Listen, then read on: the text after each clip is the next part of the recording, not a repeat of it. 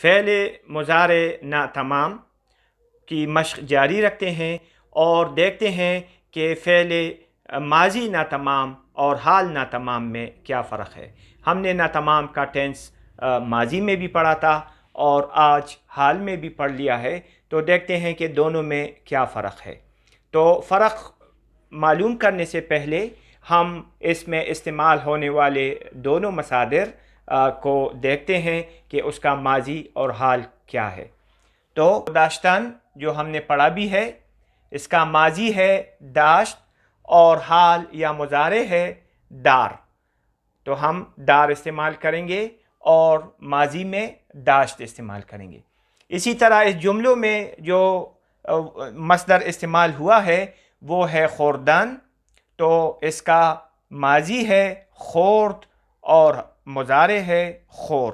یہ اس کو ذہن میں رکھیں اور آئیے ان جملوں کی مشق کرتے ہیں۔ ماضی ناتمام میں ہم نے پڑھا من داشتم می خوردم، کیونکہ داشتن مصدر کا ماضی ہے داشت اور اس کے ساتھ ہم نے میم لگایا من کی وجہ سے، تو من داشتم آیا، اور خوردن کا ماضی خورد ہے اور میم لگایا تو خوردم آیا۔ اب یہاں کیا ہے؟ یہاں فرق یہ ہے کہ من دارم می خورم، کیونکہ داشتن جو مصدر ہے اس کا مضارع دار ہے تو ہم نے یہاں دار استعمال کیا ہے، اور اسی طرح خوردن جو مصدر ہے اس کا مضارع خور ہے تو ہم نے خورم کا لفظ استعمال کیا ہے۔ تو یہاں دونوں ماضی کے استعمال ہوئے ہیں، داشتن کا بھی ماضی ہے اور خوردن کا بھی ماضی ہے۔ یہاں داشتن کا بھی مضارع ہے اور خوردن کا بھی مضارع ہے۔ تو آگے دیکھیں، ما داشتیم می خوردیم، یہاں یہ بھی ماضی کا صیغہ، یہ بھی۔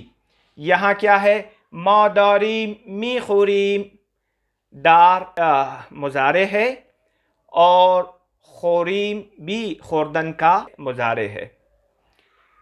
تو داشتی می خوردی، اور یہاں شما دارید می خورید، تو فرق کیا نکلا؟ اگر ان سارے جملوں کو ہم دیکھ لیں تو فرق یہ نکلا کہ یہاں داشتن کا ماضی یعنی کہ داشت استعمال ہوا ہے، اور جو ورب والا ہے وہ بھی خوردن سے خورد استعمال ہوا ہے۔